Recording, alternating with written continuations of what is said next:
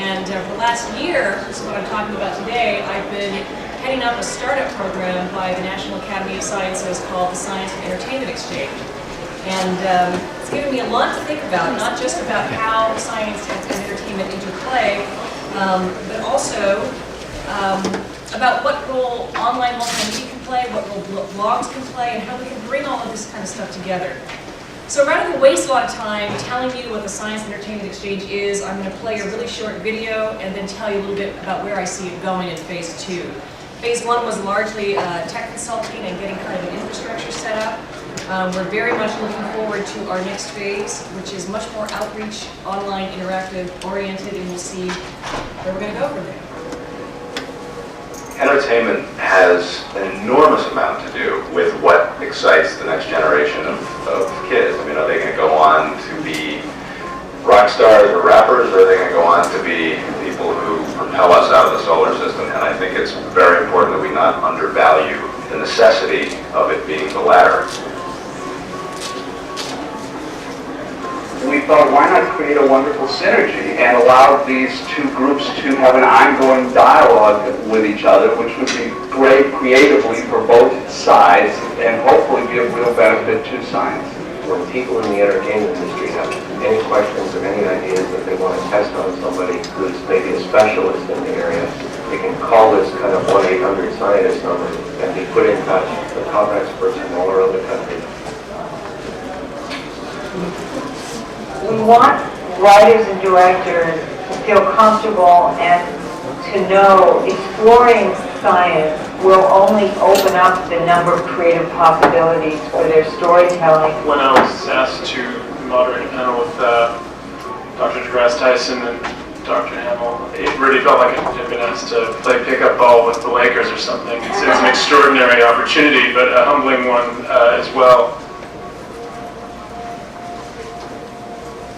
The greatest piece of knowledge we have today, brought to you by modern astrophysics, is that not only are we in this universe, all these ingredients were forged in the cores of stars spread across the galaxy. Not only are we in this universe, the universe is in us. Creativity is the measure of excellence in both fields. What have you done that's really new, that is game-changing, that actually sets a new trend? We have thousands of robots right now in Iraq and Afghanistan used to combat IEDs. The Department of Defense is planning on introducing tens of thousands of robots into the regular infantry over the next few years. So we're seeing a roboticization of our military happen. When a scientist comes up with a theory that could be the defining moment of his career, oftentimes what he or she will do is say, all right, how do I prove that this is absolutely? Because even if they're wrong about the theory, they've still helped push the frontier of science forward. All creative and interested in discovery and interested in newness and sort of taking from the morass of stuff, and finding the nub of an interesting story. I mean, that's what we do all day long. We do experiments, we get data, but in the end we make a story. Hollywood had a tremendous influence on me. There's always certain people whose lectures I went to, that individuals I had, certainly even more important than movies and so on. So we expect in the near future this new field, this ability to write engineering code, is going to transform everything that we do on this planet.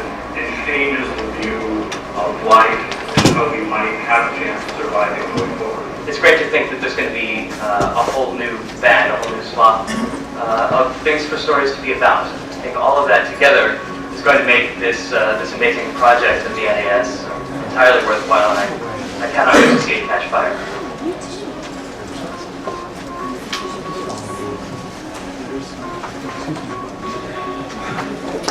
So that is our little introductory video to the Science and Entertainment Exchange. I'm going to answer one question right off the bat. No, I cannot introduce you to Seth MacFarlane. That is like the first question everybody asks me.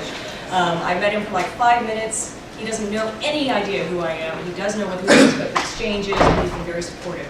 And we're very grateful for that. And having people like Seth MacFarlane, who is, an unapologetic critical thinker, overt atheist, having him being out there and being likable and being honest about his views does more for our cause than I can think of. But this program actually builds on the fact that science is already huge in film and television. There's been this sort of explosion since CSI, where suddenly Hollywood realized that science gives them great ideas, a new way to kind of reinvigorate old genres, where they can take like the old crime show and suddenly put some science in it, and get new ideas for plots, and actually get new ideas for characters, new environments for them to interact in. They love that. And that's why we've got all these things up here now, every single one of them built on some kind of science. And that means this is probably the best time, particularly in the last year, for the Academy to have launched a program like the Science and Entertainment Exchange. And those of you who follow Cocktail Party Physics know that my blogging has been much, much lighter than in recent years, because I basically spent the last year killing myself to get this program set up, and also trying to write a book in my spare time, which didn't exist. Of course, there's only so much you can do in Hollywood. I mean, they don't always get it right. And I think that it's very, very clear, you know, when I went into this, I had a very, very clear sense that I had to be very, very obvious in what science can do, what we can do in terms of science consulting, and what we can't. What Hollywood can do and what it can't. What Hollywood can do is tell an amazing story. But there's a fundamental disconnect here between scientists who want accuracy and entertainment. They want to tell a story. And it's really hard to get them both to meet if they don't already have a relationship. So even though we talk about this being 1-800-FIND-A-SCIENTIST and having a Nobel laureate on speed dial, we're kind of selling the tech consulting angle. If you really look at the broader strategy of what the exchange is about, it's about building a community of relationships. I want to take people from these two worlds, put them in a room together, and then I want to get the hell out of the way. I want them to start talking and brainstorming and sharing ideas. Bonnie Bassler's comment there in that little video that, you know, we're all creative, we're all about telling our own kind of stories.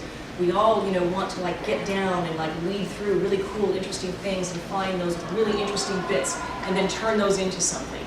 Finding that common ground, I think, has been a really major push of the exchange, and I think it's the thing that we have done the most successfully. We've had some really amazing projects that we've worked on. But the cultural exchange of our program is what's important. So our broader goal is to foster these creative collaborations in any way we can. And we started off with this November 2008 launch symposium. We invited, I think it's about 250-300 leaders from the entertainment industry. And we had, as you saw, a lineup of some very, very impressive, top-notch scientists who were not only excellent scientists, but also excellent communicators. Steve Chu was actually, ended up in the Obama administration literally 2 months after our launch, which didn't hurt. And of course, this is my favorite picture, because how often do you get to see Seth MacFarlane side by side with Steve Chu?